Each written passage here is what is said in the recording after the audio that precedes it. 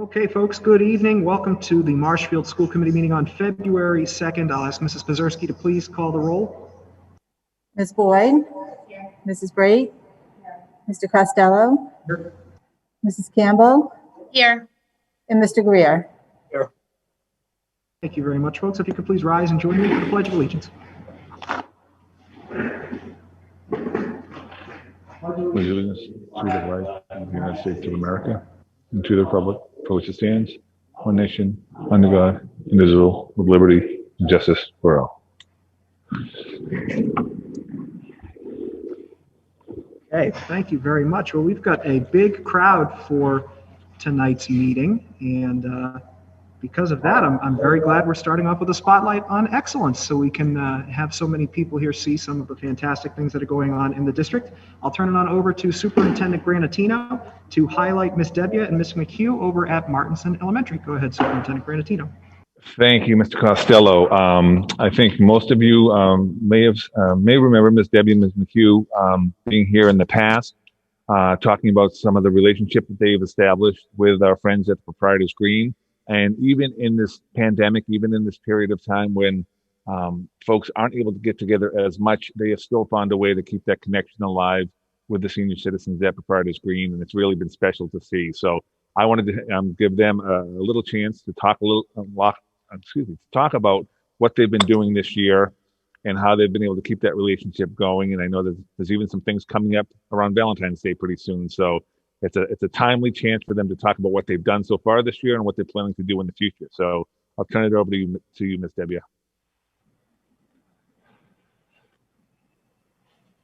Hi, good evening. May I please have host so I can share a presentation?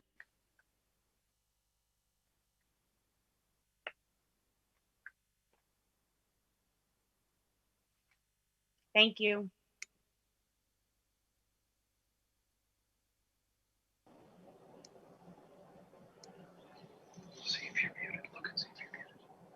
It'll just take me a second. Thank you.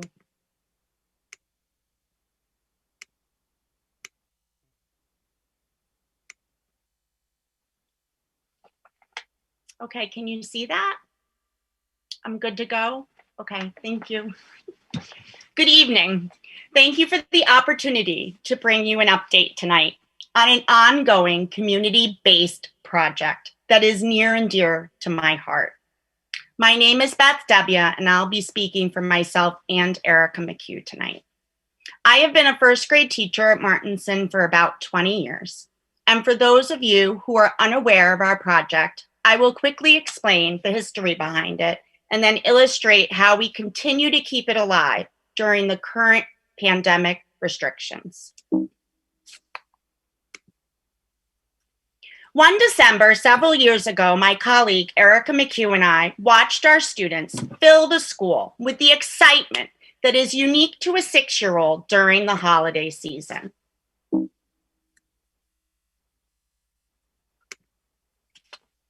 We decorated our classrooms, played dreidel games, and talked about the message of inclusion that is central to the story of Rudolph the Red-Nosed Reindeer. We roamed the halls, spreading our joy with the songs of the season. And then we paused and we thought about the people who weren't able to experience our joy. I must admit that most of you know I probably became a little bit teary-eyed thinking about the people who were less fortunate than us, especially people that were isolated. That feeling we had led us to making a decision that we just had to reach out and share the joy that was contained all in our classrooms. So we contacted the nearby villages at Proprietors Green to pitch our idea to build an intergenerational program through performances, songs, crafts, read-alouds, and eventually book buddies too. With the support of many, many, many volunteers and staff members through the years, we've been parading over to Proprietors Green for holidays and celebrations. And sometimes they would come to our school for crafts and reading groups. Each year, our connection with the staff, the nurses, the residents grew stronger and stronger. And as of last year, we were meeting one time a week with the residents of the memory care unit, participating in Reader's Workshop in our classrooms at our school. And as you can see from the precious pictures I'm about to share, we had really created something special. Unfortunately, due to the pandemic, we've had to put some of those special meetings aside.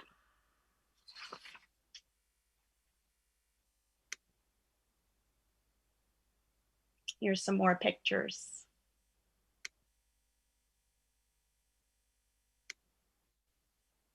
Today, more than ever, our entire Marshfield community is in need of sharing and caring, particularly the ones who live in aging community residences, where it's not feasible to have visitors, performances, or gatherings.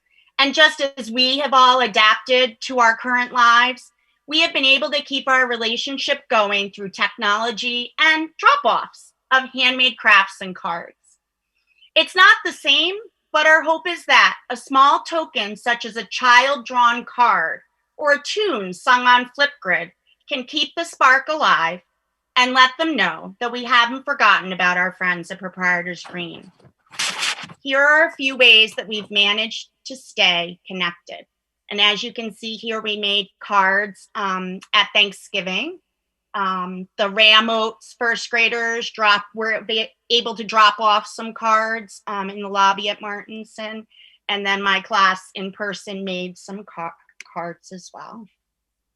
At the holidays this year, we did cards again, but we also created a mixtape using Flipgrid.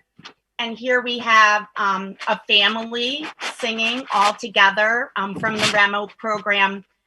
They were singing Rudolph. And then over on the other side, you can see some old friends of mine got involved, siblings that I've had with Nick and Max singing a Flipgrid as well. And of course, Valentine's Day, it's right around the corner. And we've already started making our Valentines. And next week, the kids will be making their Flipgrids so I can make a mixtape as well. In the future, we hope to get back to our face-to-face meetings. And we look to expand our program at Martinson to include a garden club and even technology classes taught by those first graders. Because we all know that after this school year, they are going to be computer whizzes. You might remember that you, the school committee, you were scheduled to visit our book buddies at Martinson on March 13th, 2020, the day we were all summoned to isolate. So when things return to normal, the invitation will still stand to come and participate in all of our programs. We know that you will feel the magic and enjoy all of the feels when these two populations are brought together. Thank you for always supporting us and recognizing our passion for this project. It brings us a lot of joy, and we're grateful to work in a district that puts social emotional learning first. And this is a great quote from Mrs. McHugh: "Connection is the key to a strong community." So thank you. Well, I'll go ahead. Thank you, Miss Debbie, for a great presentation. You have like the best teacher's voice. You're great at that, and I shouldn't be at all surprised.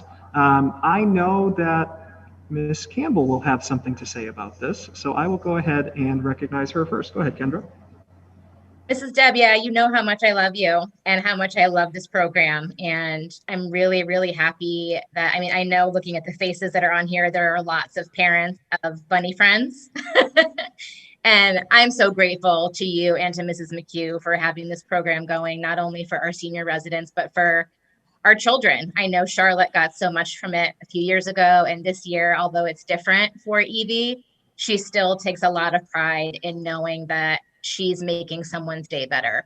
And I think it's really important, especially right now, for our kids to know that they have the power to make someone's day better. And it might look a little bit different, but they still have the ability to make someone smile and to make someone happy and just to bring someone joy. So thank you so much for all that you do on a daily basis. And especially for this, it's so appreciated. My pleasure. You know that, Kendra. I would like to just add on to that, Miss Debbie, is there's these days when you're on the school committee that every now and then you get a day that really sticks out to you.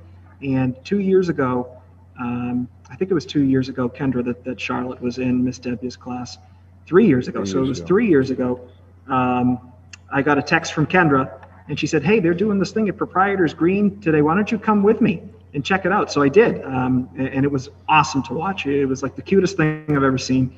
One of my closest friends, his grandmother is a resident over there. And I know how much it means to them. So thanks to you and to Ms. McHugh for keeping that going. It's a great program. And if any other members of the committee have anything to add, would gladly recognize them at this point. Yep, Ms. Brate, you go right ahead.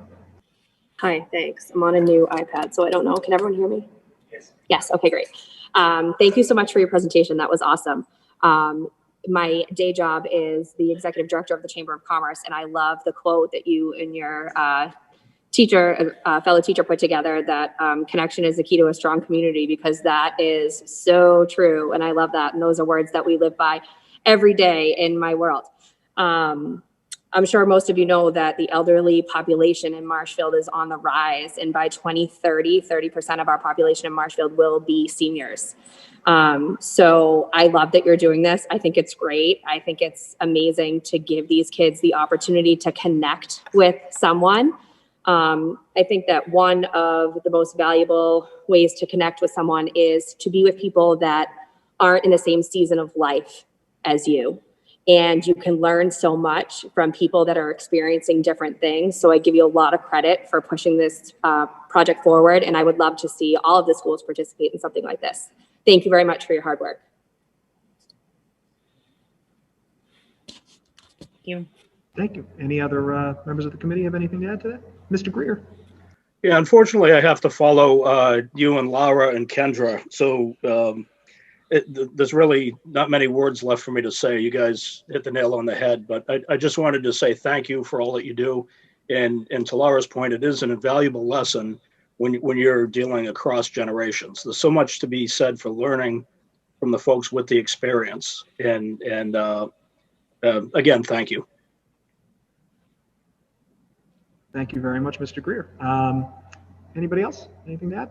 Mr. Granatino, go ahead and turn it on over to you for the wrap-up. Sure. Just in closing, I just want to thank Beth and Erica and all the folks who make this happen. I mean, the connections that we're talking about with the community is something that we've really strived hard to work on over the last 4 or 5 years, and it shows. Whether it's the Boys and Girls Club, whether it's the library, whether it's any number of organizations around town that we've reached out to, the police and fire departments. But working with Proprietors Green is really special. And I think, when you can walk away from an event with a permanent grin on your face for the rest of the day, it's been worthwhile. And if we feel that way, I can only imagine what the folks at Proprietors Green feel after they've had a chance to see our lovely students and all the fun things that they can do. And I love this year with our remote program, our folks who are learning remotely, working with the kids, keeping them connected to a school activity is really important. So I want to thank you for doing that and tying the two groups together. Great job. Thank you, everyone.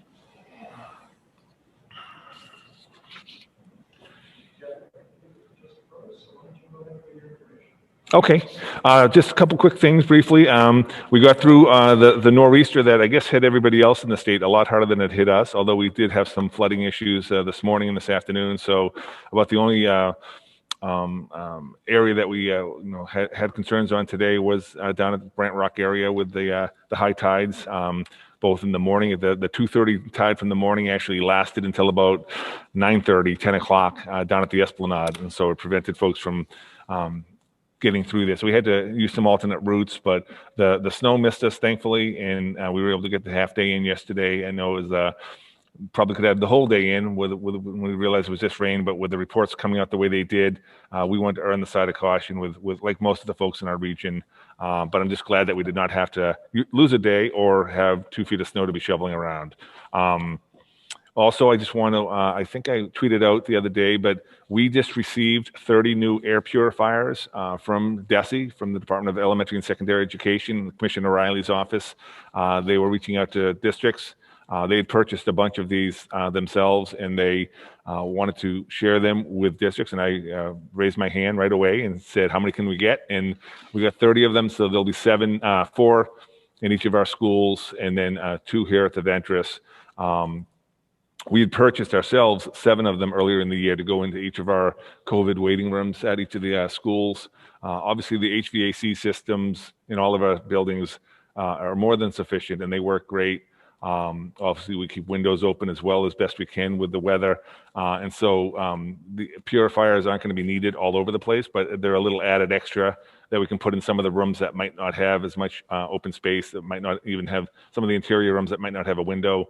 We'll leave it up to the principals to figure out where they're best needed in their schools. But I just want to thank DESE and Commissioner Riley for giving us these 30 air purifiers at no cost to the district. So we were very excited to get that.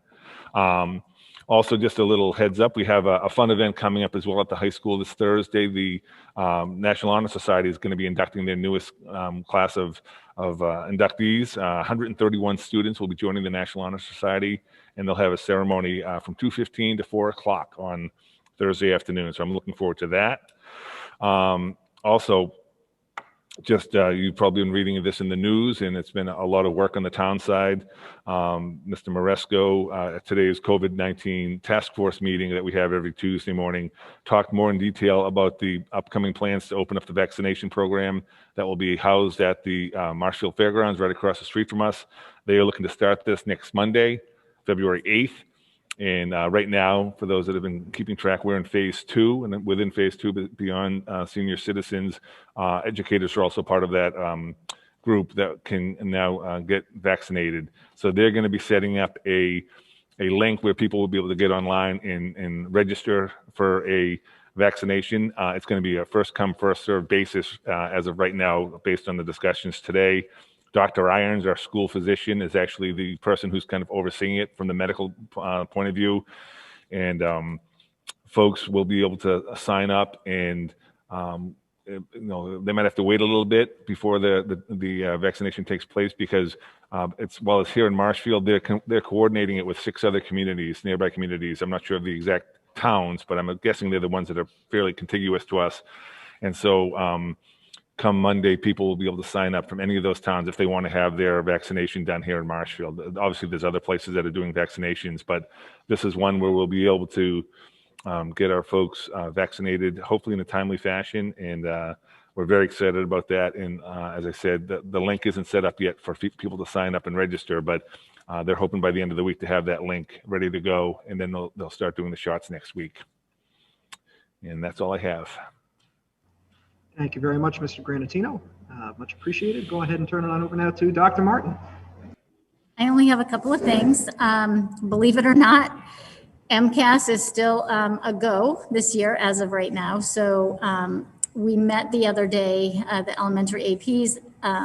Blake Doyle and I met the other day to try and, in Laura Tilton's absence, we have to try and import all of the students and get all of that taken care of. So Kristen Reed is doing that at the high school, Lisa Lynch at the middle school, and then at the elementaries, Blake, Amy Fultz, Mark McNulty, Jen Jackson, Jean Milch, and Jeff Dunn are all taking some of this on. So much appreciated for them. We don't have an actual schedule yet, but it is still on the horizon. So more to come on that. And then more exciting news, actually, the leadership team is going to kick off several sessions with Dr. Khalees Warnham this Thursday. She is a well-known speaker on cultural proficiency. So she is going to do a couple of sessions with leadership and then some sessions with all of our staff at all levels between now and April. So the kickoff is this Thursday. So we're really excited to start working with her on this. So, and that's all I have for right now. Thank you very much, Dr. Martin. Much appreciated. If any folks feel very strongly about what Dr. Martin just said about the MCAS still being on despite all the craziness going on with the world, I would encourage you to contact your state legislators and the Department of Elementary and Secondary Education. Mr. Miller. I'll stick with the 2 agenda items this evening. Thank you. Wonderful. Thank you very much. And I know Mrs. Scalaro is here, but does not have an update to share. So, and does have an agenda item that we will very briefly discuss as well. So, any subcommittee reports at this time? No. Okay. Are there any of our student representatives with us tonight? Okay, so folks, we've reached a point of the meeting for public comment. We will be accepting public comment tonight, and there she is, right off the bat. If anybody would like to speak in public comment, I ask you to just type your name in the chat, and that will be the order in which you are recognized. So I am going to just pull up my participants here and unmute Sally Marples, who will be our first speaker. Good evening. Thank you. I appreciate your attention. Since this is the only time I get to talk, you have to stop saying this like it's a surprise that I show up for the chat. So come on. I like to keep you on your toes, Mrs. Marples. Yeah, right. You're starting at 6 o'clock in the evening. Did that already, Mr. Costello. Good, anyway, we accomplished our goal. All kidding aside, obviously you have some agenda items tonight that are very, very important to all of us. And I want to preface my remarks with saying, I have been contacted by some parents and I have absolutely no problem with that. But I want to clarify something for the Marshfield community. There is not one educator who prefers the world we're living in right now. We have worked hard to make hybrid work as best we can, but I don't think there's any one person who thinks that that is a substitute for having our students in front of us in our classroom. And I can say that for all of our members. Once again, however, the real crux for us is the safety feature, not just for ourselves, but for our students as well. And I know this administration and the community has worked very hard to establish a safe environment for their students and for our teachers. As we move forward, and we're looking at coming back fully live wherever that is possible, I just want to give a few reminders to the community and to the school committee. One of the things that we really hope people go back and look at, but also pay close attention to as we start moving forward to fully live, is the numbers, the rates of positivity, the number of cases that we have. It seems like every day we get another communication from the superintendent that there's 2 people at this school that have tested positive and 3 people at this school.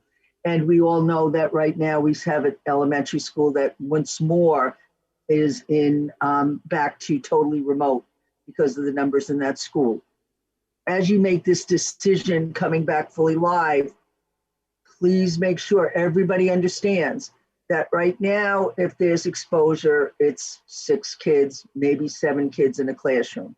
When we're back fully live, it's both cohorts. It's everybody that's in that classroom that will have to quarantine for a week or 2 weeks if there is a case and people have been exposed, including the teachers.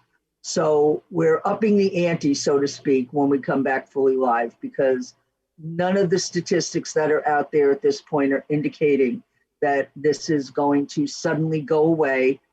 And in fact, it seems to be taking on a life of its own and transmuting into new forms that make it more, spreads faster and spreads now to people in the community that weren't getting impacted as much, like our children before. I also want to make sure you consider the timing of reopening the schools to full time.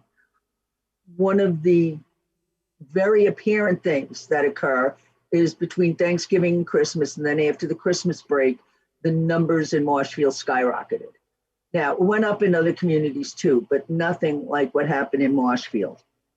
We're coming back, and I know some of the dates that are being considered is that week right after February vacation. I really hope that people think about what kind of impact that's going to have, because if the pattern continues to the way it has in the past, now you're looking at a number of kids, a large number of kids possibly being exposed and having to go to totally remote. Before vacation week, we send out a message to all our members reminding them that they are obligated by state law to stay within the state or state regulations. And if they leave the state to vacation, that when they come back, they have to quarantine. And after 4 or 5 days, do not quote me on the numbers, they have to get a test. And that test has to come back negative. And so basically they're out for 8 days or 10 days if they go and vacation out of the state before they can come back into the school environment. In our agreement with this committee and the town, we have said if a person voluntarily goes and takes a vacation and goes out of state, they cannot use their sick time when they're isolating, when they're quarantining, because they have chosen to do that rather than obey the regulations and stay safe and keep other people safe. I urge the school committee, please make that message clear to the parents. We already have students who are texting their teachers saying, oh, can you give me some work to do? Because I'm going to be going on vacation in February. I'm going to Mexico, or we're going to Utah, or we're going here. Folks, this is not a joke. If you do that and you send your kids back and they end up spreading this to other people, it's unconscionable. So if you choose to go on vacation, know that you are choosing to keep your kids home for at least 4 or 5 days till you can get a test. And if you choose not to get the test, then your children have to be out a minimum of 10 days with absolutely no symptoms. So I urge the school committee to make that very clear to parents that that is what the procedures are. I also am concerned about sports, and I understand that this is a very important part of our children's lives, but it's really been amazing to see how sports almost seems to be a breeder of the virus, particularly during the winter when they can't get out, when they're doing sports activities inside. So again, please, I understand you want your kids and they need to be active and they need to be with their friends, but think about the long range and the major impact this has. And finally, we are all looking forward to getting vaccinated. At this point, the state still seems to be holding the position that educators are down at the bottom of the list for this second round of vaccinations. If there's any way to get teachers vaccinated earlier, we're doing everything we can to get that done. But again, that sort of goes back to the timing thing. If we can find a way to get our elementary teachers particularly vaccinated so they can come back in with a modicum of safety, we really hope that the school committee thinks about that as they move forward on the dates that we're going to open. Once again, I do know what you are going through, parents. I'm not a parent. I'm still a parent, even though my kids are all grown up. I have my children talk to me all the time. I have a daughter who has to work from home full time, has a 10-year-old and a 6-year-old, and I can't be on the phone with her 5 minutes before you hear somebody yelling at somebody. And it's usually either the 6-year-old or the 10-year-old. And then you hear something and say, leave your brother alone. You're supposed to get off the computer. You're not supposed to be playing your video game. I really know what it's like. And none of us like this.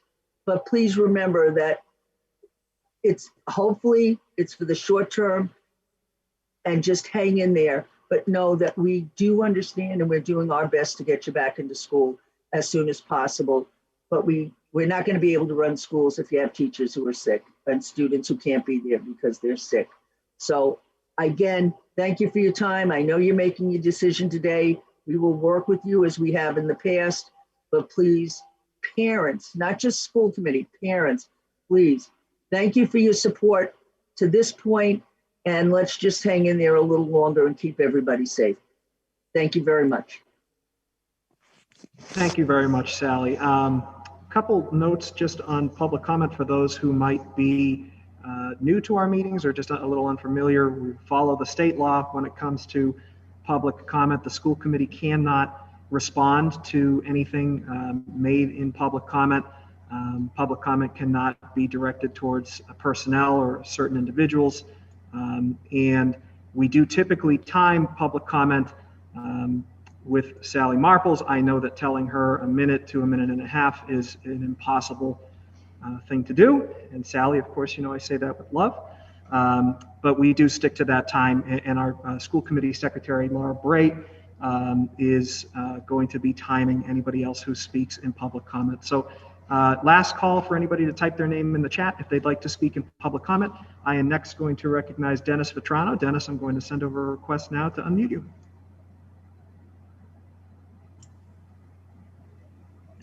Thank you so much, Sean. And thank you for the opportunity to speak. And I will reiterate Sally's first comments that everyone, I'm sure, engaged in this meeting wants these children to get back to school full time. And that is the goal of all educators. With that said, we all know that after the Thanksgiving and Christmas vacations, and recently, as we see in the town of Marshfield, the COVID incidences have increased. And I think, in my opinion, as a critical care and emergency room nurse, that we need to rethink timeframes here about reopening schools. I will say that there is no way any of us can enforce compliance, and that is the issue we are having with the public domain. It is absolute compliance. It's compliance not going on vacation. It's compliance not having birthday parties of 40 kids. It's compliance not going out of the country, and we can't control that. And I'm sure you're well aware that the average age of the teachers in the state of Massachusetts is not 28 and 30. So with that said, they are in a higher risk. And they also, from sheer numbers of volume, employees of schools, teachers, cafeteria workers, etc., are at higher risks for catching COVID than hospital workers, just from the sheer volume of people coming in and out of the schools. So with that said, and now we're in the dead of winter, more difficult to get the kids out of the schools during lunch and other opportunities, opening the windows when it's 5 degrees out, etc. I really think we need to take a look at the realistic avenue of opening up a school after February vacation, because we will see that there will not be compliance and there'll be an increased incidence. We are still, as a town, in the red zone. We have to, as people and human beings, understand that the result can be so devastating to open up a school.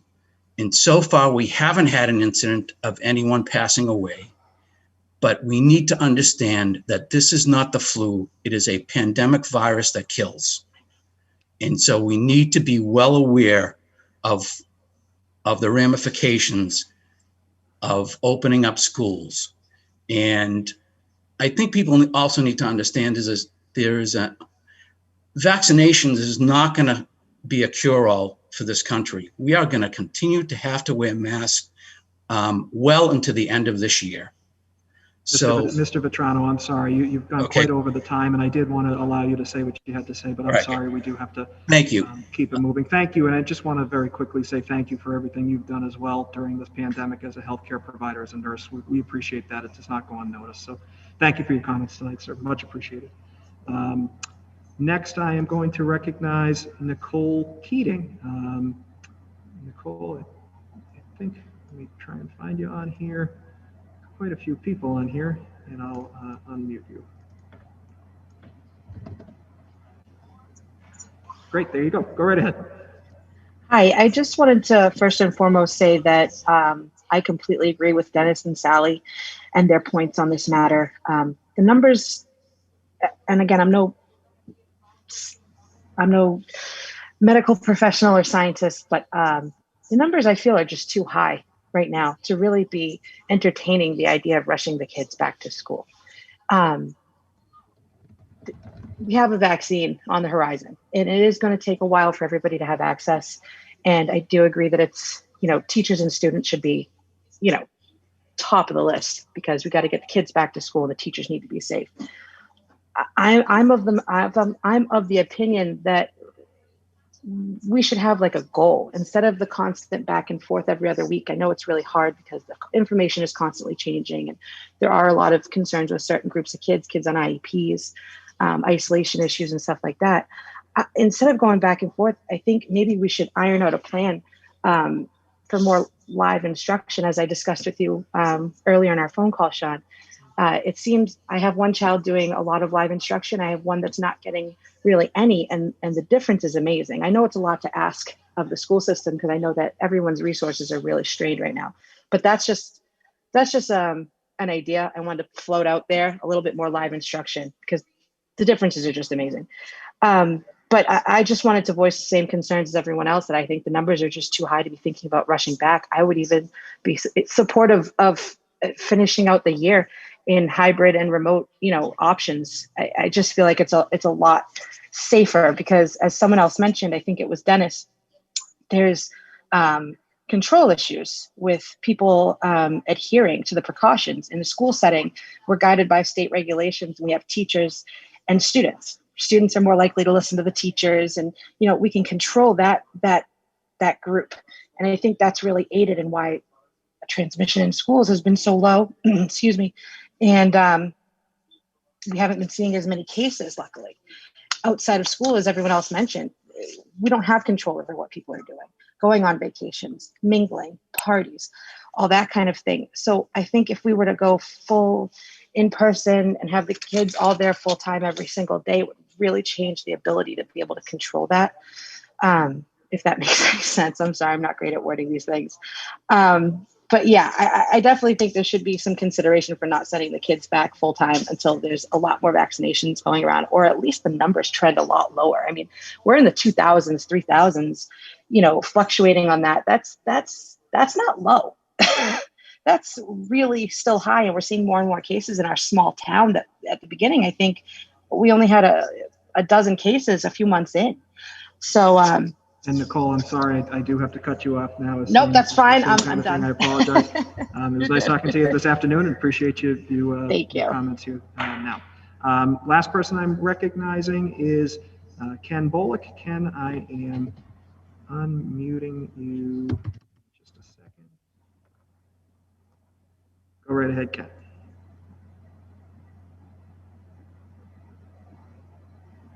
Okay, can you hear me now? Yes, we can. Yeah, so I think I'm hearing a lot of perspectives, and I just wanted to add an additional consideration. As we look at this, there's no easy answer, clearly, as I think we're all contending with something that's unexpected, and there isn't a clear playbook for us all to play by. But I have kids in both private and in Marshfield School District. And my daughter, who goes to school 5 days a week since the beginning, has had no scares where we've closed down the school and she's been sent back home because she has a single point of contact where she gets to go to that school.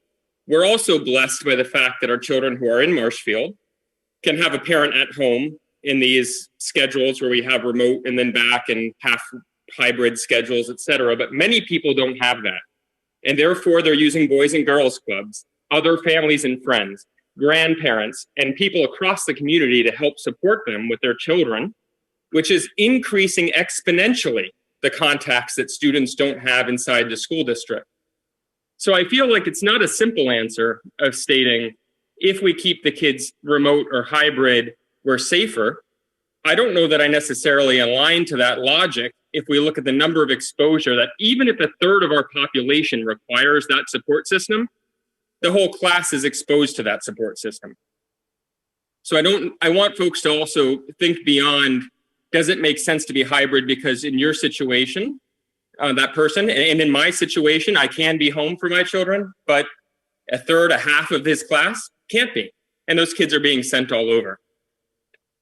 I think that's all I had to say here. Just wanted the perspective to also be heard. Thank you very much, Mr. Bolick. Very much appreciate those comments. Going to recognize Dagny Fleming and then Kelly Drosopoulos, but then after that, we are all done, as I had cut off the period for public comment to be submitted in the chat. So I'm going to go ahead now and recognize Dagny Fleming. Dagny, I'm going to unmute you in just a sec. Oh, you seem to be unmuted. Go right ahead.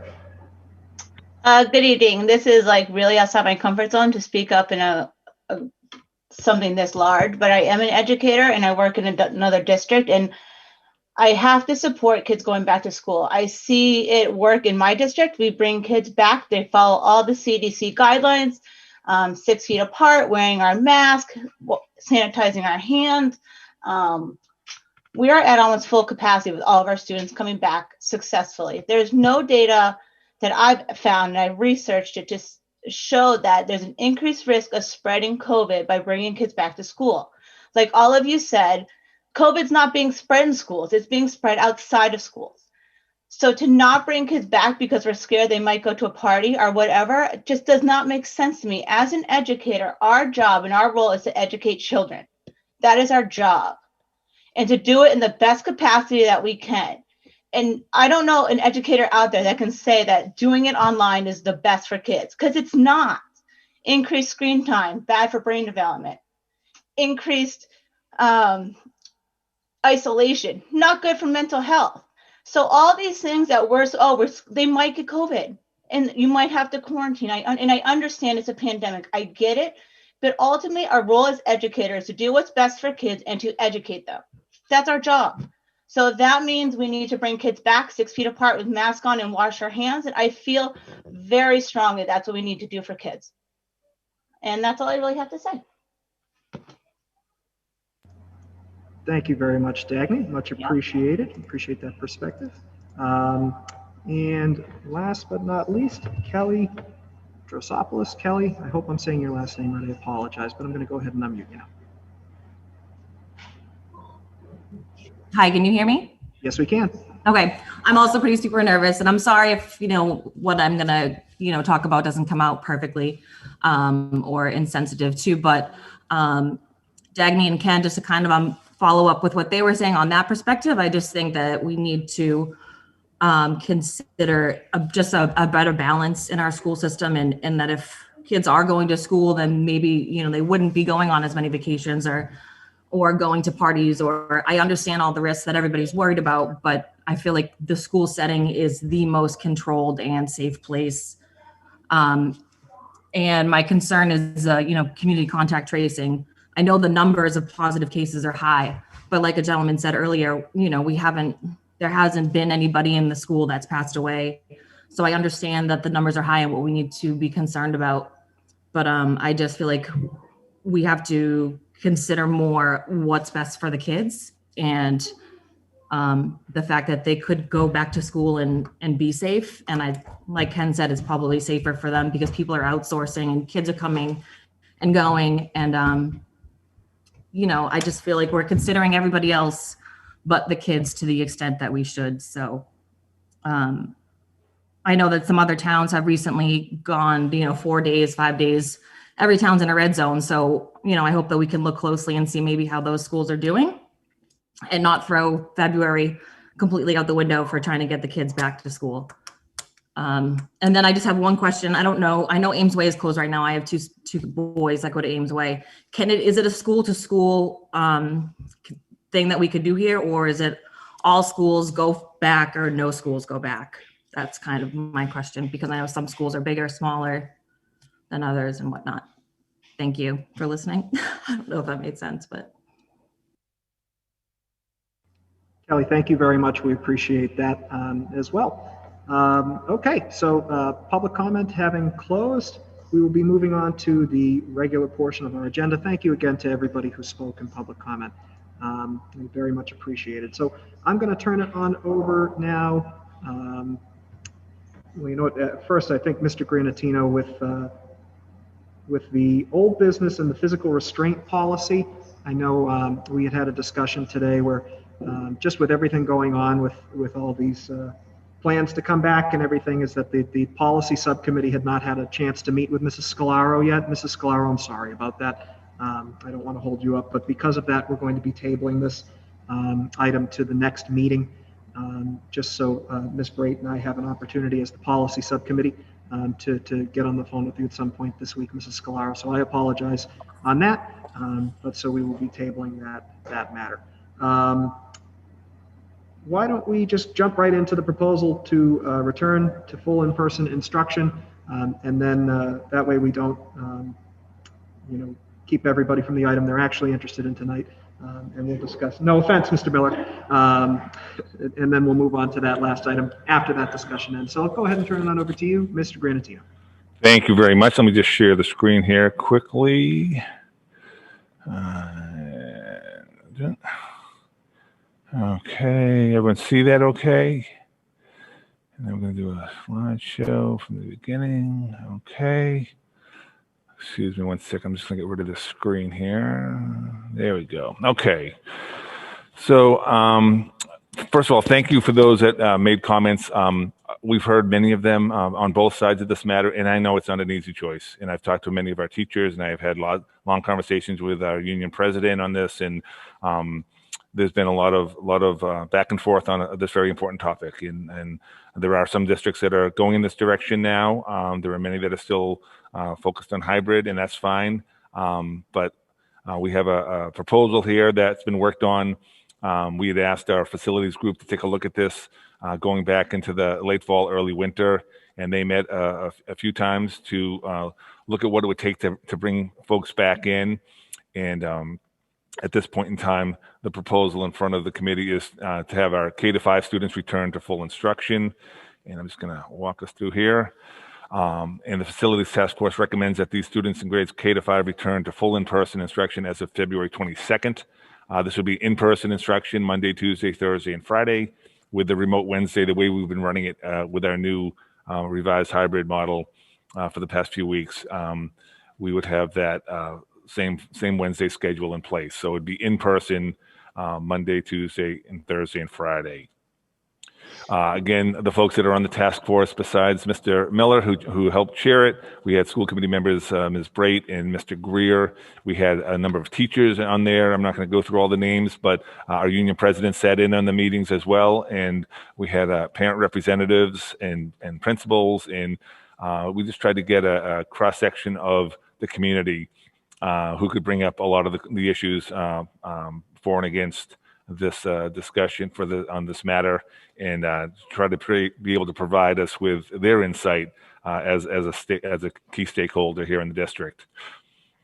Why now is the question that a lot of folks have been asking. Again, I think every district in the state has been shooting for this target to try to bring folks back in to school as best they can since we started the school year. And again, I'd say all but about 10 to 15 districts in the state came back in some form of hybrid or remote. But while we've seen the hybrid learning here, especially in its revised version, having a positive impact on our students, nothing replaces the impact that in-person instruction has on our students. And I'll say that as long as I am here, nothing is better than what our Marshfield teachers can provide our students when they are in person together. They are the best teachers I have ever worked with, and doing it in a hybrid fashion does create a challenge, no matter how good they are at that. The social and emotional well-being of our students improves or increases with in-person instruction. They're able to see their teachers, they're able to see their peers on a more regular basis, and we know that helps. Safety protocols, as many folks have already mentioned tonight, are working in our school. When they are in school, the number of cases goes down. We've seen that, and I'll show you some numbers in a few slides that help support that, that claim. As I said, there have been very few cases in school as far as in-school transmission, where spreads within the school. Right now, and these numbers are based as of yesterday morning or yesterday afternoon around noontime. So at that point in time, we had 251 cases since we were in school on September 16th. 3 of those cases were transmitted within the school. So obviously, and this is not different than what you're going to find in most districts. There's very little transmission among staff or among students of these cases when they're in school. Students in schools have to abide by the masking rules, the distancing, the sanitizing protocols. I've had lots of discussions with our district's physician, Dr. Irons, and he feels very, very strongly that students are safer in school than when they are out. So far this year, we've also, besides our hybrid model that we've been running in our alternate remote program, where we have about 150 students that have been learning at home, we have had 75 students that have been in school either 4 or 5 days a week, and without many issues, without many problems. And so obviously that's a smaller number than what we're looking at now, but we have had some students in here, as other districts have had with their high needs students that have been in school the entire time without issue. We spent some time in the last few weeks talking about DESE's student learning time requirement.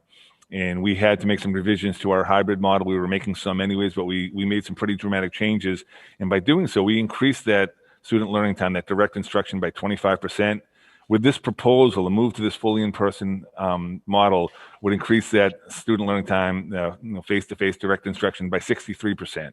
So obviously, when they're in here in person 4 days a week, over that 2-week period of time that the state is measuring, that number of hours of direct instruction are going to increase greatly, more so than what they're doing right now in hybrid. Some of the data that we received, we did some surveys last week to try to get a gauge, not just to see where people fail on this topic, but more so we could plan accordingly in the classrooms, as well as so we can make some plans related to transportation, which we'll talk about in a little bit. But in that survey that we sent out, there were 3 main questions. The first one, if this proposal were to move forward, do you plan to send your child to school for 4 days of in-person instruction? We have 1,559 students at the elementary level. We had 1,418 responses as of yesterday. That's I think a 91 or 92% return, which is pretty high for a survey. And although we really want to get 100% because we want to get that data on buses and on classroom sizes, but 92.4% of them said they wanted to come back for 4-day in-person instruction. And we had 7.6, just a little over 100 people said that no, they would either stay in the remote program that they're currently in, or they might seek to move from the full in-person to the remote program. We also asked them if your child was going to be attending school in person, to indicate if they would, how they would get to school each day, back and forth. Just under 50% said they will not ride the bus, and that's fairly consistent to what we have right now. Maybe a little lower than what it is in the first part of the school year. We would have 38%, or just under 500, who would want to continue riding the bus. And right now, and again, we still, even though we had this closed by Sunday night, we did keep it open a little bit longer so we could get this data for transportation. And we have about 12% that want to ride the bus if space allows. So this is important for us because this is when we talk about some of the challenges of reopening, transporting students. Right now, the state has not changed their guidelines, and students have to be 3 feet apart on the buses. So if there's a dramatic uptick in the number of people that want to ride the bus, that impacts our routes, it impacts our ridership, and it's pretty important information for us to have. And then at the end, we just asked the general question: if you had your druthers, what are of the 3 models, fully in person, the current hybrid model, the 2-1-2 model that we have, or full remote, where would you stand? And this one, we had 1,400, just over 1,400 responses. 85%, or 1,208, said that they would prefer to be in the 4-day in-person instruction model with remote Wednesday. Just under 8% said they would want to stay in the current model, a 2-1-2 hybrid. And again, about 7% just under 100 would want to be in the full remote model if they had their choice. Again, this is still about 150 people that we don't have responses for. That might have changed some today. I know Mr. Miller's been checking those numbers on a fairly regular basis. But that's where this is information that helps us as we try to plan and to see if we can do what we would like to do as far as coming back in person. Also, some of the stuff that we have to look at, and a lot of folks have talked about the metrics. The health metrics are really important. I mean, we've talked about them throughout the year. We share this information out. We've talked with the union about this. Within our opening plan, there's references to the metrics and where we need to be.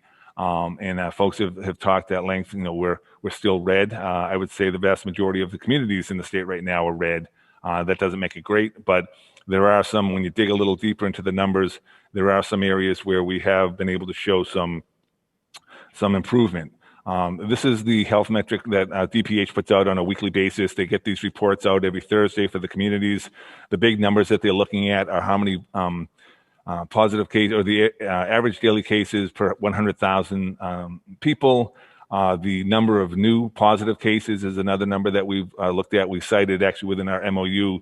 Those are some of the things that we want to look at when we are gauging our success, and as well as the positivity rate. When people get tested, what's the percentage of people that are testing positive? So those are three.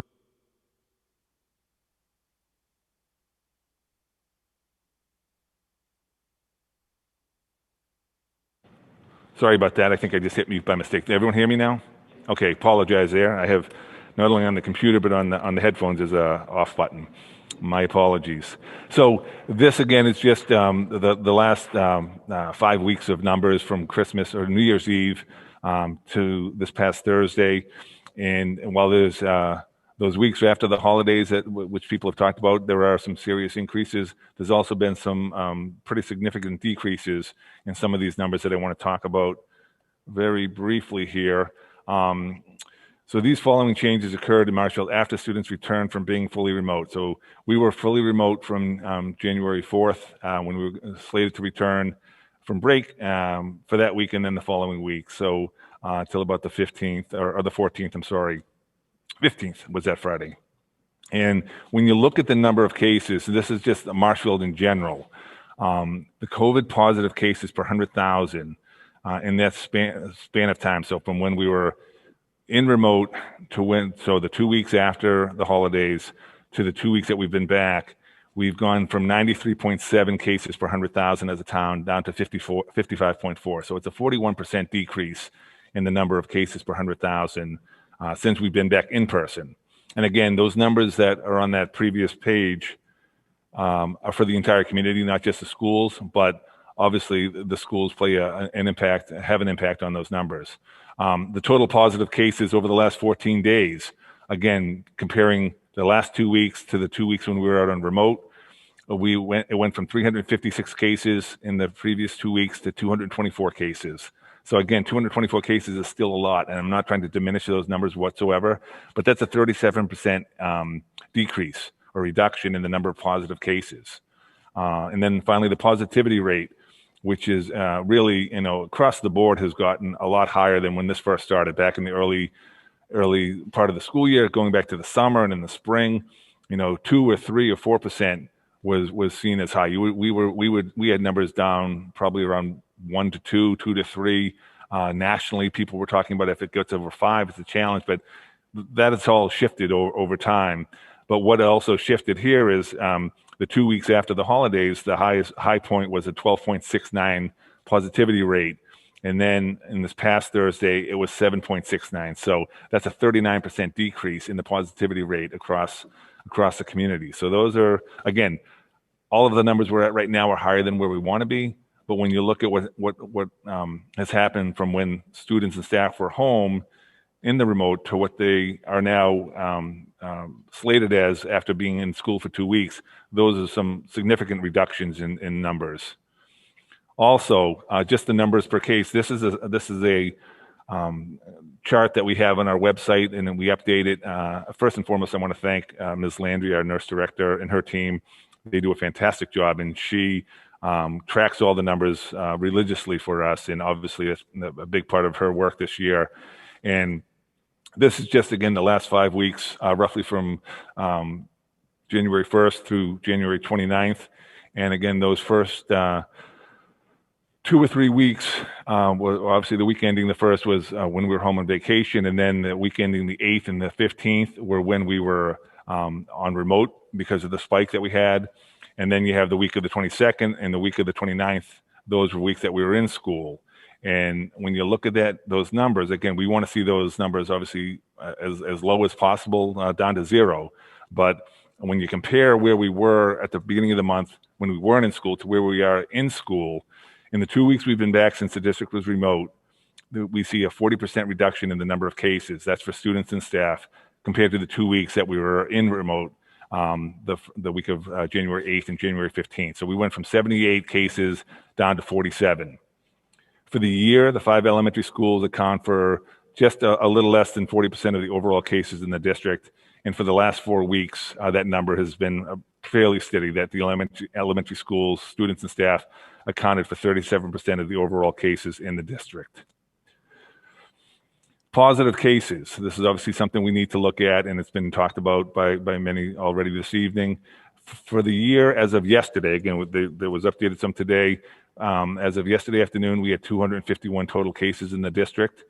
65 of those positive cases were from students in grades K through 5, and there's a breakdown there per grade. But to give it some perspective, so that's about 4.2% of the overall elementary population has tested positive.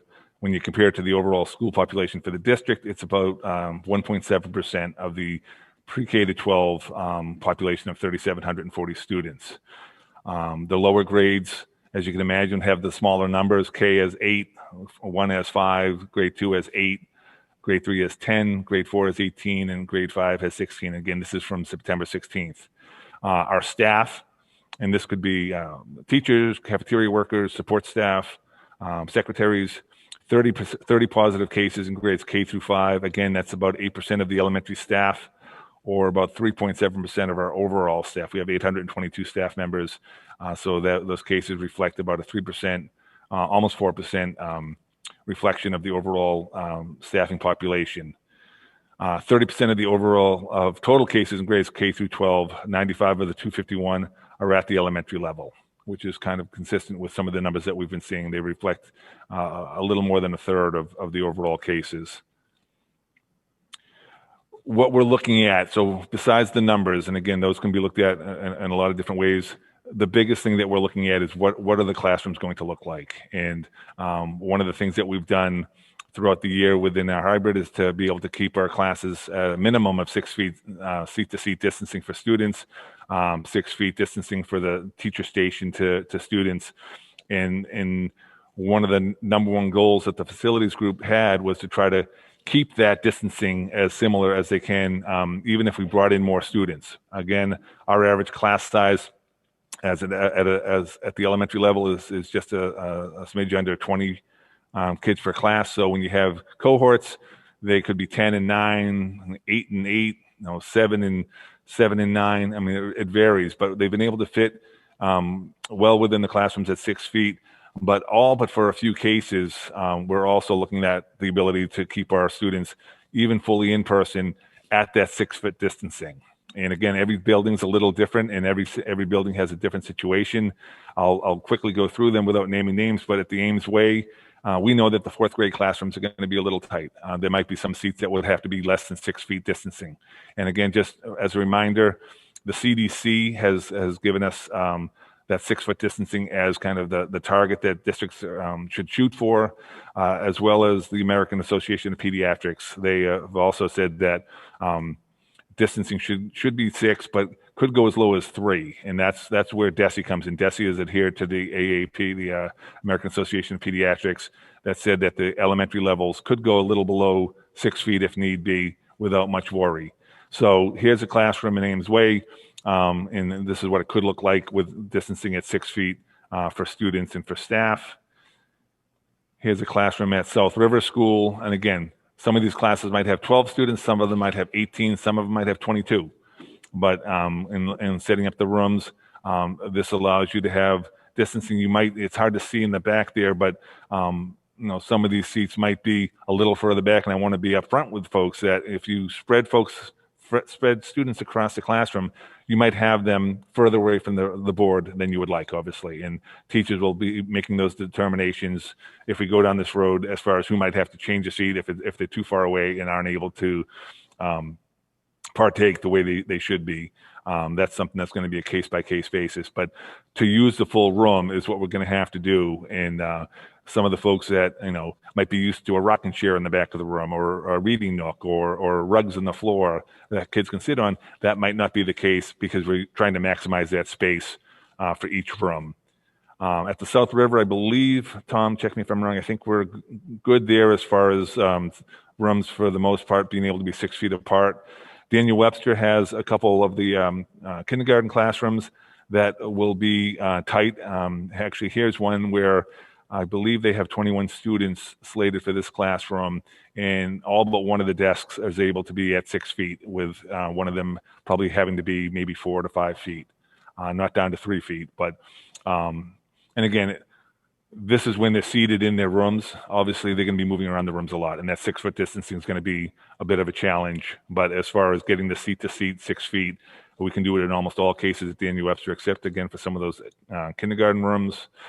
At MES, this is, I believe this is the first grade room, and seats are separated by the 6 feet distancing and the 6 foot distancing for the staff member. We do have a fourth grade situation at the Martinson where there's a couple rooms that might be tight, but I think we're able to solve that issue, Tom, by moving possibly flip-flopping some rooms where there's smaller class sizes in some of the larger rooms, and we can accommodate the fourth grade classes that might be a little tight in the larger space and keep everybody at 6 feet. And then at Governor Winslow, their second grade classrooms are right at the max of the 6 foot. There might be a desk or two that would have to be less than 6 feet, although their custodian, Mr. Callahan, has been working really hard with the teachers, and this is a mock-up of a room that obviously doesn't have the desks, but where the chairs would be allows for, I think that's up to 19 or 20 students in the class at 6 feet, and the classrooms that we're looking at are in that number, 19 or 20, which isn't a big number, but to keep them at 6 feet, you have to use the whole room. So some of those rooms that right now are a little tight, I think by moving some of the extra furniture around, non-desk furniture, they're going to be able to fit them in at 6 feet. So a couple of the second grade, and I believe 1 or 2 of the kindergarten classrooms might be a little tight. So out of all the classes that we have in the 5 different elementary schools, we're looking at about 4 or 5 situations where either we have to maneuver some desks around or move some rooms, and in 1 or 2 cases might have to dip below the 6 foot distancing, again, for the student to student, but at all times trying to keep that 6 foot distancing in there for the staff and their workstation to the students. Some of the things that are also being looked at, we talked about at the facilities group, but more so talking about it with our building principals who obviously know their situations. And 4 of the 5 elementary schools, lunches will follow a similar schedule to what they have now. We have a combination of use of the cafeteria as well as the classroom in Governor Winslow, Ames Way, Daniel Webster, and Martinson. At South River, because of the multi-levels of the school, they've had all of their lunches in the cafeteria, and they've been able to do that and keep the distancing for the students. But by bringing back the other cohort into the mix, they will probably have to add 1 more lunch to make it work for them. What has happened for the most part at the elementary level is the cafeteria workers are bringing the food out to the students, so there's not students lined up together and piling on one another as they get their food, and even bringing it up to the classrooms in most of the schools. But because there's multiple levels at South River, they've just tried to stick to the cafeteria. So the one thing that they will have to do there is have a 4th lunch added. Systems are also being established to allow for 6 foot distancing in some of the rooms for that snack and lunch. If they are eating in the classroom and they do take their masks off when they're 6 feet, those couple situations where we might be a smidge short of 6 feet, they're working on those plans to allow for that to take place in a safe fashion. Transportation and drop-offs. We know that you saw 50% of the parents will be dropping off their students, and that's going to cause and it's already tight with drop-offs as it is with half the kids. That timing is going to be, pushed to the limit there. But I think each of the principals are working on plans and working with Marshfield Police to make sure that we can do this safely. And we feel that we will be able to go forward and have drop-offs that work effectively. Mr. Miller has been working with Topman Enterprises to reschedule some of the routes. If students do get added into buses that weren't there, some of those routes might have to change a little bit. Again, I think all of the families that currently have transportation are not looking to move away from transportation. They're looking to stay on the buses. We're looking at about 150 new riders that had shared their opinion that they would like to ride the bus. They haven't been riding it, but they would now ride it if it was full-time in-person instruction. And just a reminder, when we do all of this, the law for all schools, not just for Marshfield, but across the state, is that students in grades K through 6, 2 miles and beyond, need to get transported. Whether there's a fee or not, you have to transport those folks. We don't have fees, obviously, for our transportation. And because of the numbers, we've been, for years, have been able to provide transportation for students who live within 2 miles. But those that are looking to jump onto the bus, if they are under 2 miles, we may not be able to provide them that transportation, although we're going to do everything we can. Mr. Miller feels pretty confident that with redoing some of the routes and possibly changing a bus here or there, we'll be able to get the vast majority of these people in a bus.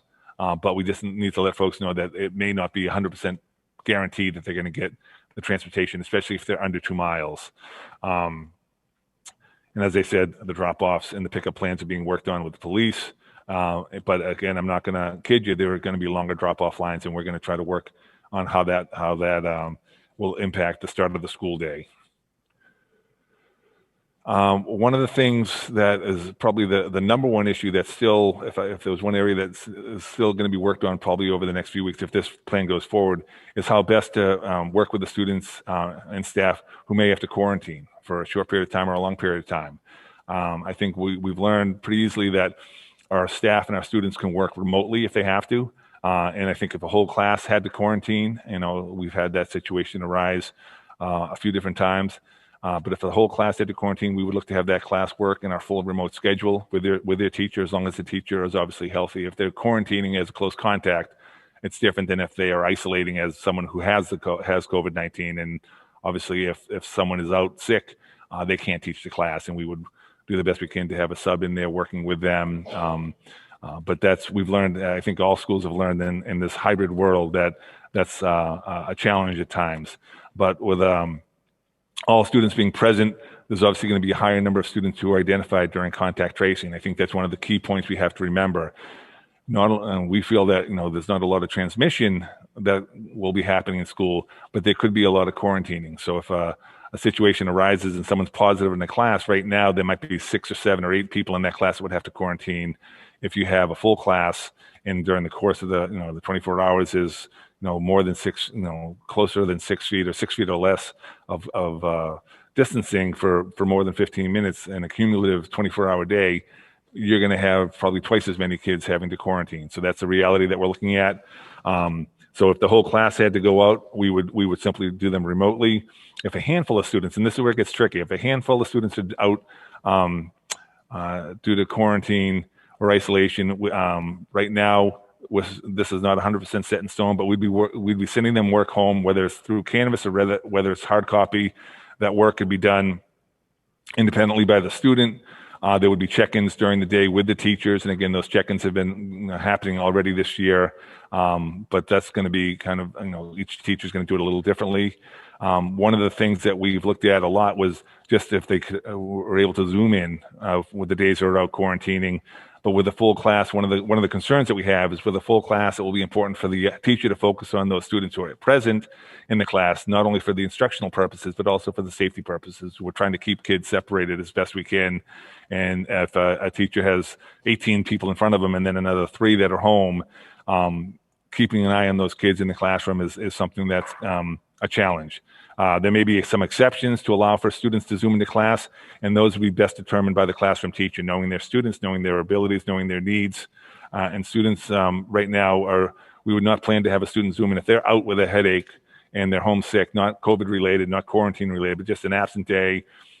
We would not be looking to Zoom them into class.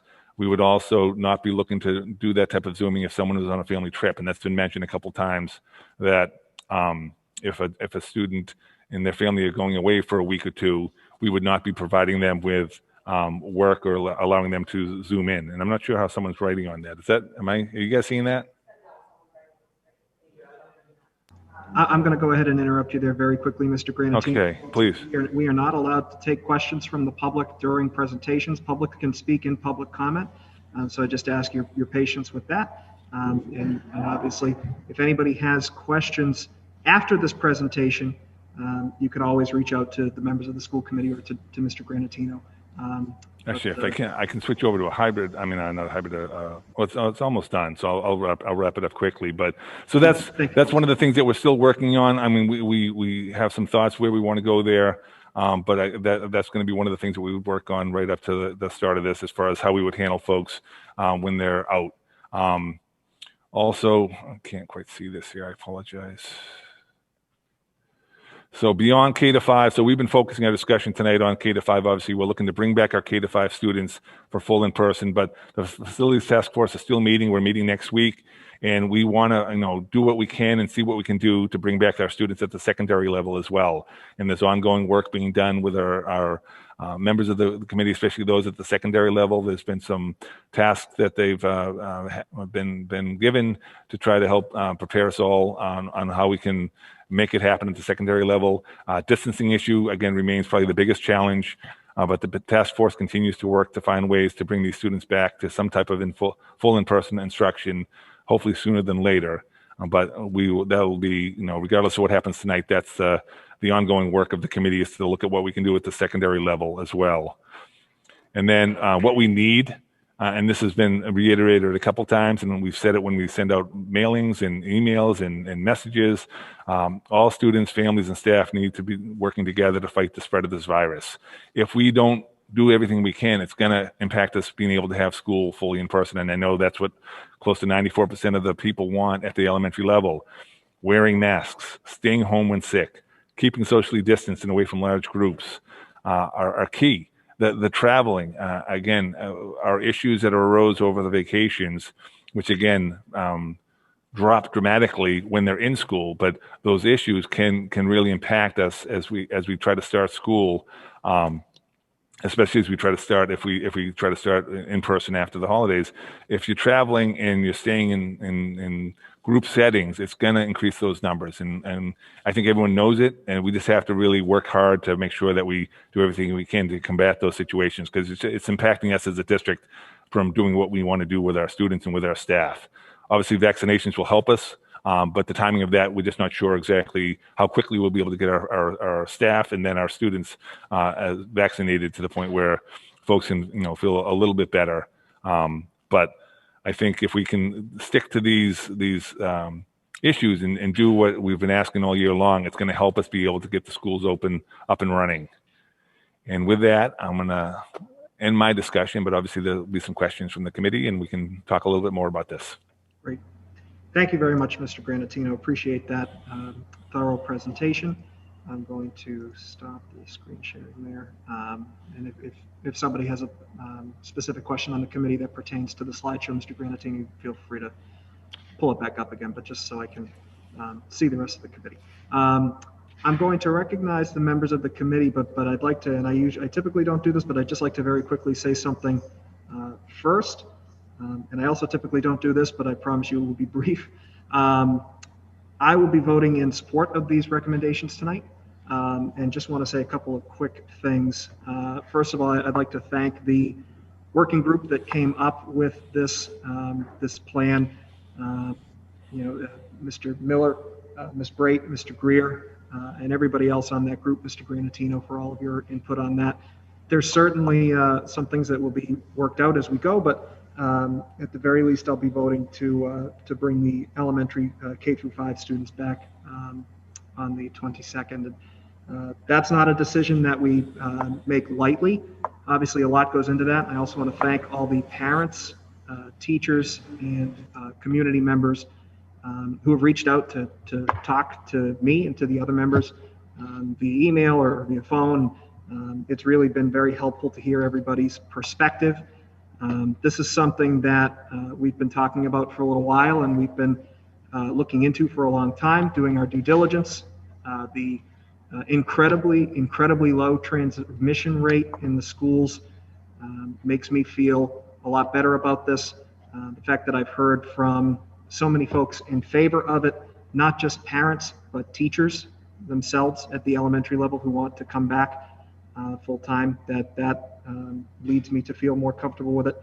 We've also spoken to many experts, not just consulting with our educators here and our leadership here, but speaking with health officials, health experts, physicians, and looking up studies and just all of these things that make me feel like as long as we continue to follow the protocols that have been successful for us so far, that we'll be able to do this at least now K through 5. So, Mr. Granatino, I'm sorry, did you have? I'm sorry, I realized You're muted. Can you hear me now? Okay, sorry about that. I just realized as we were kind of had that disruption in the PowerPoint, there were 2 PowerPoint slides that I did not go over, and I don't have to re-show it, but I just will walk folks through it, and because I didn't want people to think that we were leaving it out on purpose. But sure. One of the slides was about some of the challenges that we have. Obviously, I've been focusing on how we can do this and what it would look like and how the numbers show that we can move in this direction, but there are still challenges, obviously, and I don't want to shy away from them. While teachers will be able to set up 6 feet from students, there are going to be, as I said, when we talked about the rooms, a couple classrooms where students may be less than 6 feet, student to student. Again, CDC standards are 6 feet. DESE, adhering to the American Association of Pediatrics, is 3 to 6 feet. Although at the secondary level, they still want folks to be at 6 feet apart. Snacks and lunch plans are being established in those situations where students might be less than 6 feet apart. With all students together, there will be more contact. I mentioned that earlier. I just want to reiterate that. And then the question has come up by a few folks earlier tonight as well, is the move best suited, for right after vacation? And we had looked, if you remember, the original plan from the facilities group was to have half the groups coming in the week before vacation, having a chance to see how that works, have the break, and then bring back grades 3 through 5. And talking to a lot of the leadership team, they felt it was best to do it all at once and get it running up and running, and that's where we went with the 22nd. But I fully realize that for some people, the number of cases right after break might impact those who have to quarantine if we had everybody in person on the 22nd. I'm not saying that's insurmountable, but I just wanted to be upfront and share that. And again, the goal that we've had from the get-go was to maintain safety standards, maximize the number of students we can have in class, return students to full-time instruction at the elementary level and eventually at the secondary level, address learning and SEL needs of our students, and bring back a sense of a traditional in-person instruction after being away from it for now 11 months. Believe it or not, next month will be 12 months of being away from full-time in-person instruction. So I just want to go through those quickly because I know some folks have this and I don't want them to think I was forgetting it up. Well, thank you, Mr. Granatino. Appreciate that clarification. So I'll wrap up what I'm saying here is obviously there are challenges still ahead. We'll continue to look at the other levels and what needs to be done there and what's the safe move there. But obviously I trust our teachers, our faculty, our students to continue following those protocols in their classrooms at the elementary K through 5 level that have been successful to this point. Just want to very quickly say to this committee, thank you, because every decision that this committee has made, all of us, I believe, have made these decisions with the health and well-being and education of the children at the forefront of our minds. And we've done so with the best available information at the time. I am very confident in every decision we've made thus far, and am confident that we will make the right one here as well. Again, it's a challenge, but I certainly appreciate the work that's gone in. Want to make sure that we're meeting the social, emotional needs of our kids, and want to make sure that we're serving the education in Marshfield as best as we can. So, with that being said, I know Ms. Boyd. I'll go ahead and recognize you.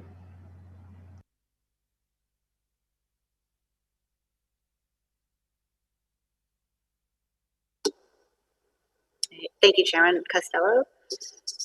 Can you hear me? Great. I have a few questions. Some things you just didn't hit on specifically, so I thought I would ask them for the benefit of the folks on. I just have a question about Wednesdays, I guess, and given in a 4-day-a-week model, how will Wednesdays work under a new schedule like that for the elementary school?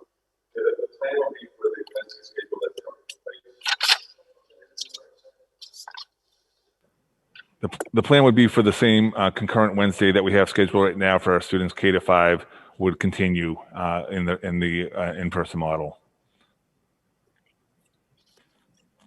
And then we've heard a little bit about DESE offering pool testing to schools. And as I think about how a lot of colleges and universities have managed students back on campus, the surveillance testing has been a big part of how they've managed that. So can you give us an update on kind of what the pool testing program is and where we stand in terms of taking a look at participating in that or not? So right now we filled out a survey. I think since the last meeting we had turned in a survey to DESE. Kind of more or less they were asking what would be needed if we were going to have them come in to do pool testing, and they were offering it for districts up to 6 weeks at no cost to the district. If you want to continue doing it, it would be the cost of the district. They had a webinar about 10 days ago, the Friday, 2 Fridays ago, and I have not heard who is, as far as the next step, as far as signing up for it to get into it. We've talked a little bit about it with our nurse leader. Some districts have some challenges with it, mainly because of the manpower needed to make it work, with so much work being done by the nurses already during the school day, whether it's traditional nursing or COVID-related nursing, to then have to take on the testing. That would be a bit of a challenge, but the state would provide some assistance there. They have not finalized, at least I have not seen anything, and I've been talking to some of the other superintendents as far as what school districts could do it or could get it, but we're still waiting to hear back on that. So if we were able to do it, obviously you'd be testing various pools and it's not everybody across the board, but it would be certain groups that you think might be more in need of having the testing done, and you can do it. It's a less expensive way to test a larger number of people, whether it's students or staff. So as we get more information from the state, we just haven't received it yet. Yep. At least I haven't been made aware of it yet. Thank you. Okay. Thank you very much, Ms. Boyd. Other members of the committee, Mr. Greer. Hey, how you doing? Jeff, I just have one question in 27 parts. I hope you appreciate the reference. There you go. From the movie Back to School, right? Yes. So anyway, one question I had, and we didn't, I mean, we've talked about it. I know Tom and I have, but as far as transportation for students where there's no sidewalks, they're going to be riding the bus or not riding the bus?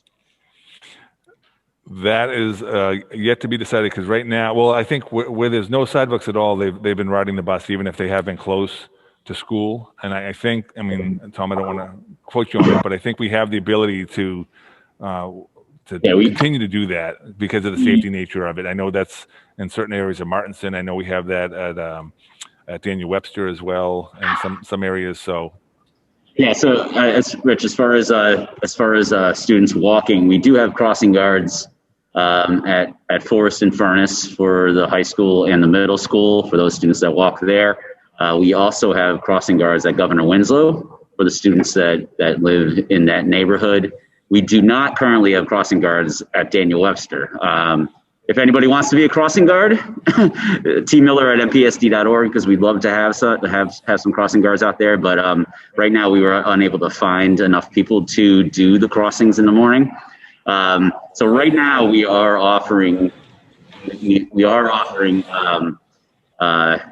buses to any student that asked for it originally at the beginning of the school year. So the challenge going forward, as Mr. Grantino said in the presentation, is that especially at a school community like Daniel Webster, where almost 98% of the students live within 2 miles, yet there's a very high ridership rate there. So a bit of a challenge.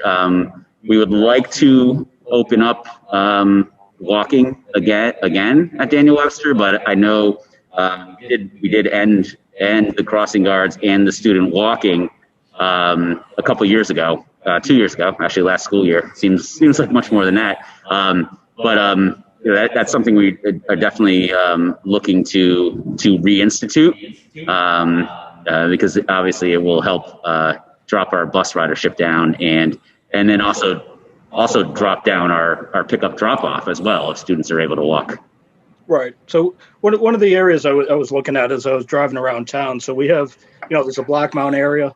I'm sure, when I was a kid, it was a non-issue, but nowadays there's a lot more cars around, and then maybe Webster Street to Caswell Street in that area. So I don't know if you have an answer for that now, but that's something we need to take into consideration for this.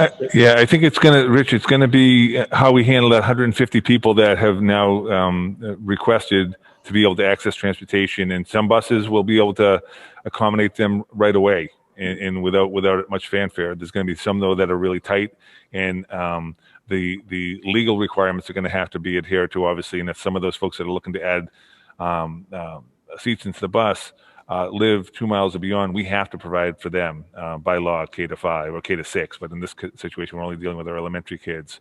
Right. And if we can do that and keep those folks that are living in those areas within 2 miles that might not have the best sidewalks, we want to do that as well. And I think that's some of the work that Tom is doing with Topman Enterprises in trying to recalculate some of the routes to maximize the number of folks that we can get in the bus.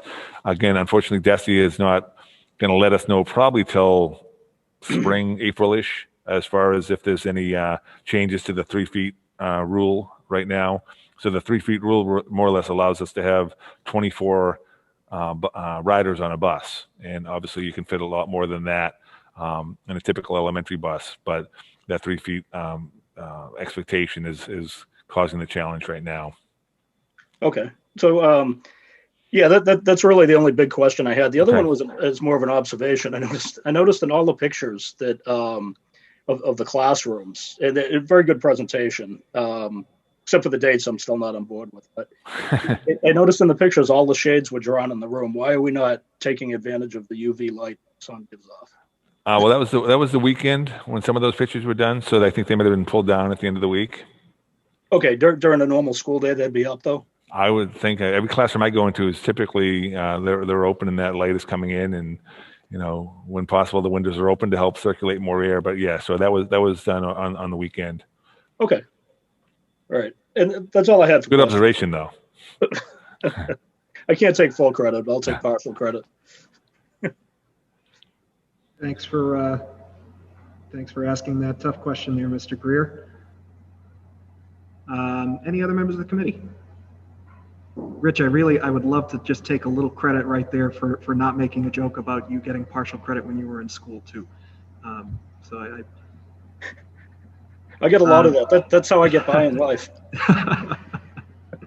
Thank you, Mr. Greer. Appreciate those questions. Kendra, go right ahead. Ms. Campbell. You can call me Kendra at this point. It's okay. Only known you for 6 years. I know. I don't have any questions, actually. Ms. Boyd asked all the questions that I have, but I did just want to take a minute to say thank you to all of the parents and teachers and grandparents and community members that I know reached out to me, and I'm sure just as many reached out to the other members of the committee. As much as I try to make decisions based on numbers and metrics and all of that, at the end of the day, I'm a mom and these are children. And so getting to hear from parents their very deeply personal stories about their experiences over the past few months, I want you to know that I hear you and that the rest of the committee hears you. And while the vast majority of parents seem to want us to move in one direction, I want the parents to know that maybe aren't in that boat, to let them know that we hear you too. And we hear your concerns about your child's health and your child's safety. And we talk a lot about, the social emotional well-being of our kids and how so many of our kids need to be back in school. If I look at my own 2 girls, I have one that would be perfectly content being at home on her computer, and I have one that desperately wants to get back into school. And Mr. Miller can verify that my survey answers for each child were different. But I just want those parents to know that we see you. And while we're talking a lot about, again, about social emotional well-being, we are going to have some students, I think, not many, but we are going to have some students that are leaving the hybrid model and going into the fully remote program. And I do think some consideration needs to be made for those kids, because they're going to be leaving the teachers and students that they have come to know over the past few months and moving into a new class, a new teacher, and all of that. So I did just want to make that one point, that we kind of pay a little bit of extra attention to those kids. And lastly, I just again wanted to say thank you to all the people that are working in schools, to everyone's point that our kids are safe in schools, and our teachers, our custodians, our cafeteria workers, our administrative assistants, every single person in our schools is working triple time to keep our kids safe. And it's so appreciated from everyone in the community. Just thank you. Perfectly said. Ms. Brate, if you have anything that you'd like to add, I know you were on the working group and making these recommendations, but we'll go ahead and recognize you.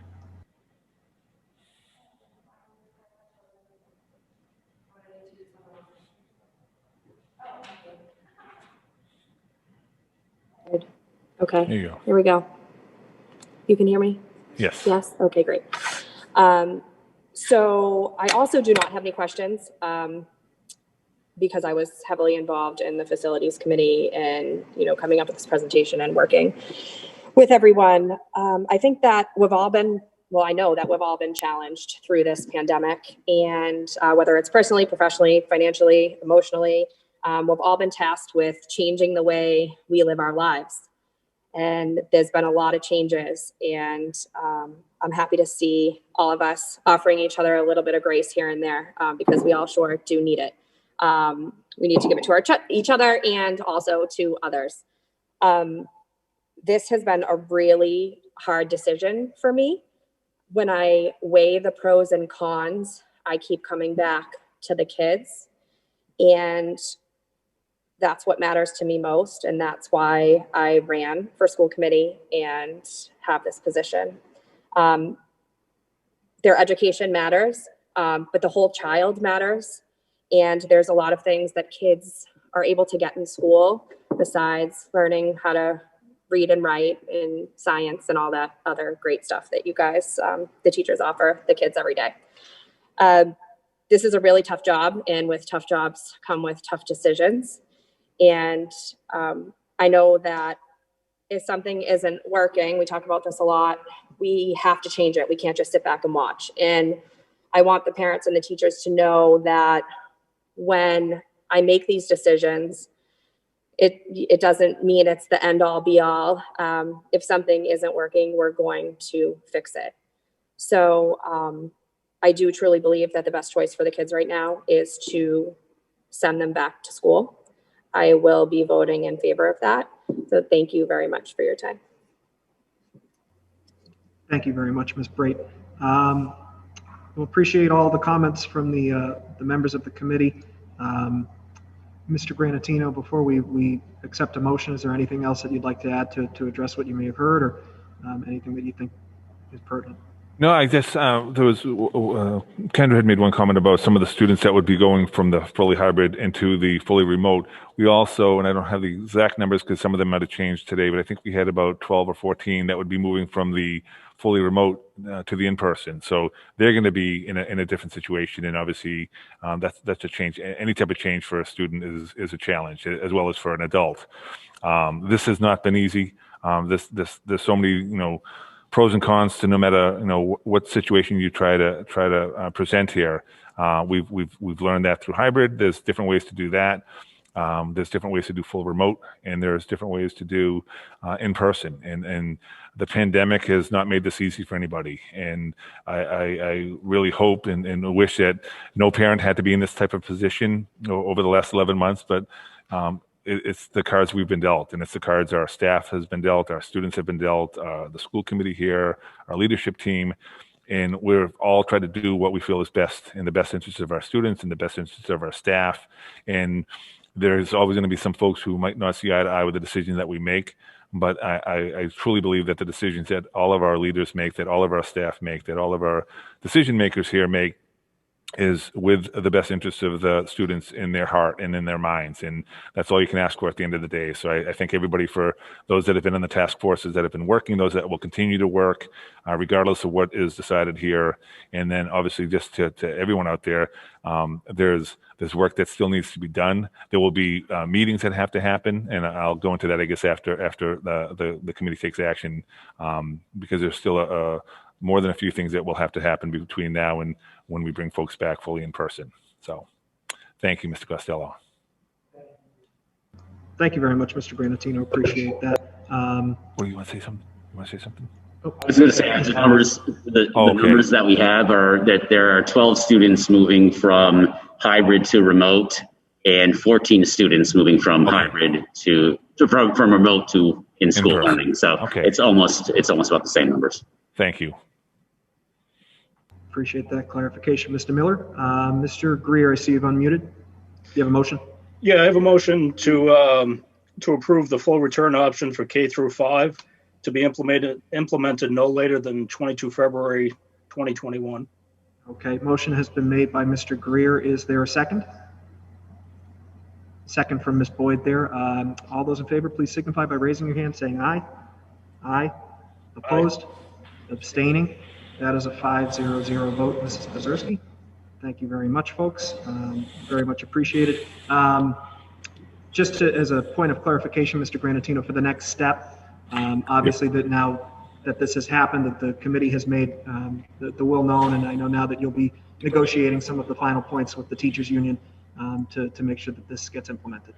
Yes, just as a continuation from last summer when we put together our reopening plan, that was negotiated with, besides the plan that we put together with our task forces, there was also an MOU that was created with our teachers union.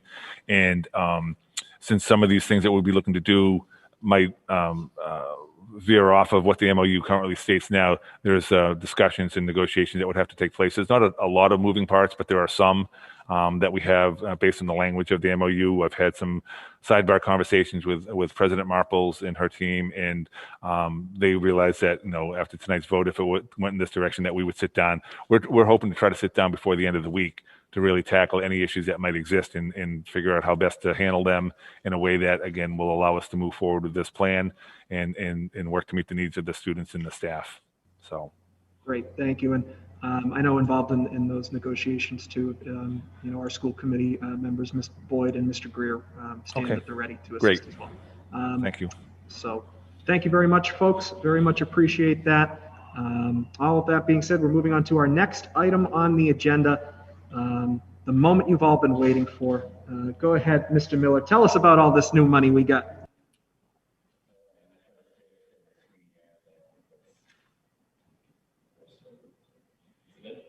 Yep.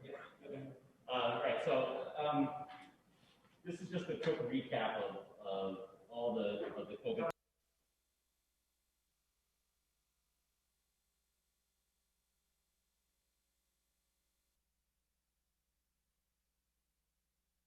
Thank you.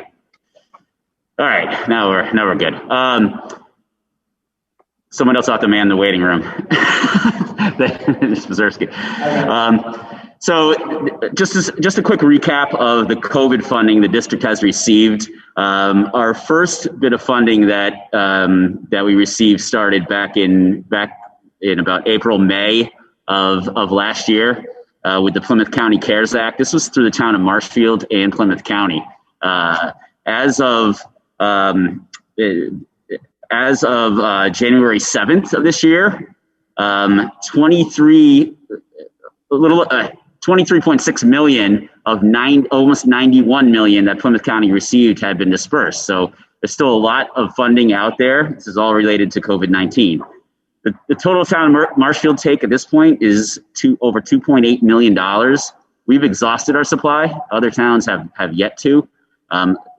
Kudos to Town Administrator Maresco and our Treasurer Collector, Patrick Della Russo. They've done a tremendous job working with Plymouth County, receiving those funds for us on that front. All told, the district has received over $1.75 million of that $2.8 million the town received. That $1.75 million went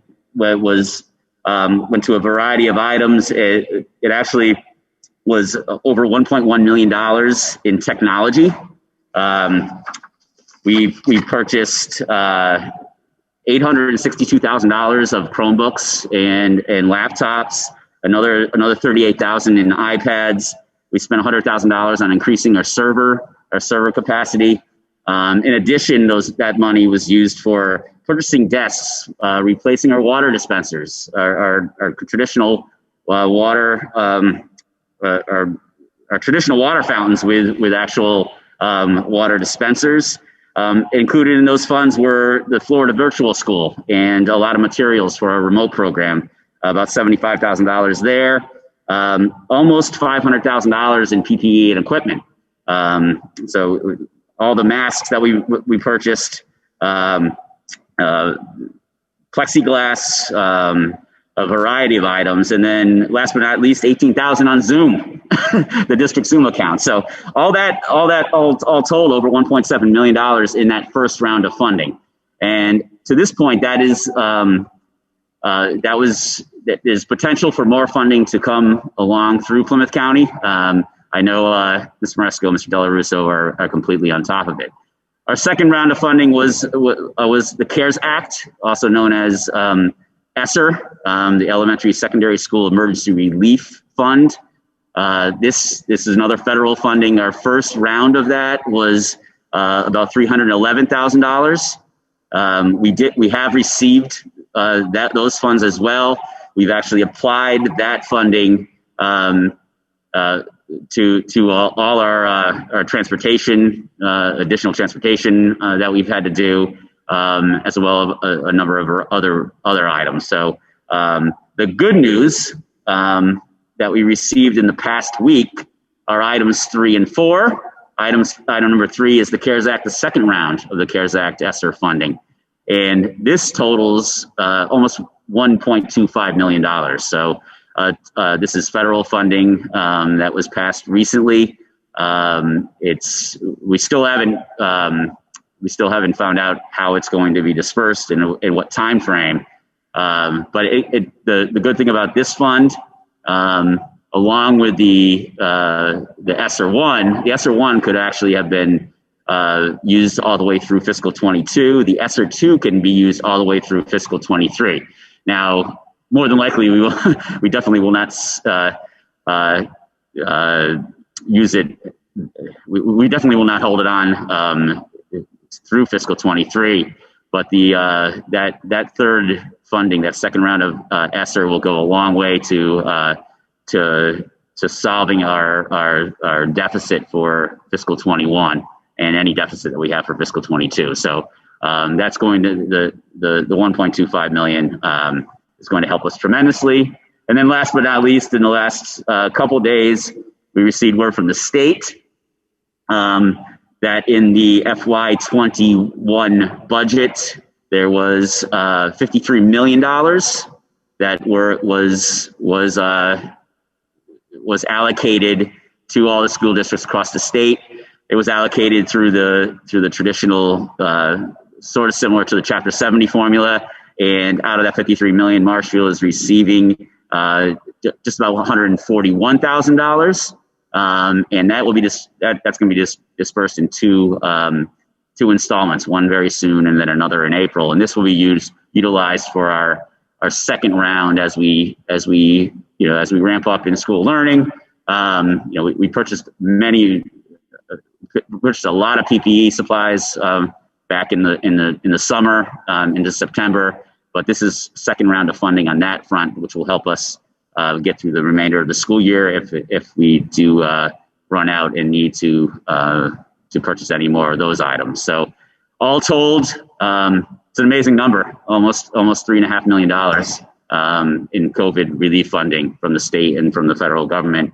And then last but not least, there's also talk now of even additional federal funding, which will go a long way, especially if it's going to be able to be utilized in the future. That is all. Thank you very much, Mr. Miller. Any questions at this time for Mr. Miller? I can't quite see members of the committee, so if you have a question, you can go ahead and unmute. Oh, there we go. Any questions, comments for Mr. Miller at this time? Okay, wonderful. Mr. Miller, thank you very much, as always. Moving on to our next item on the agenda, which is the approval of the meeting minutes from January 19th. We'll give the committee just a moment to review those.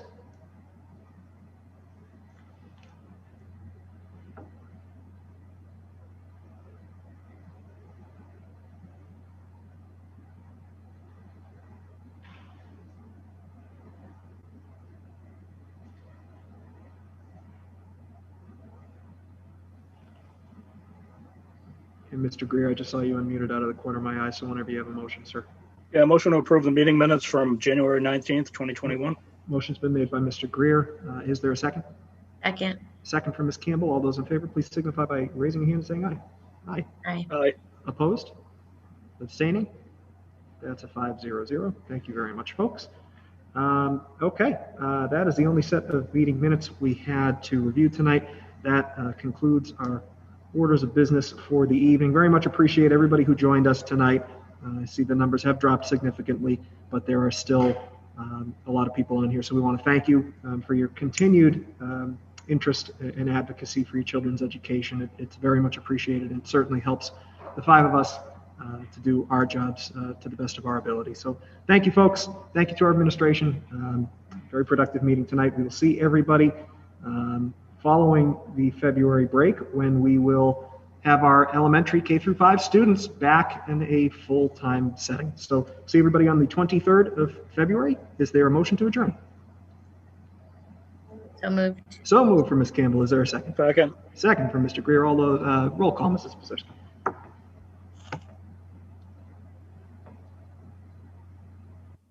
Ms. Boyd, Ms. Brate, Mr. Costello, Yes. Mr. Greer, Yes. Ms. Campbell. Yes. Thank you very much, folks. Much appreciated.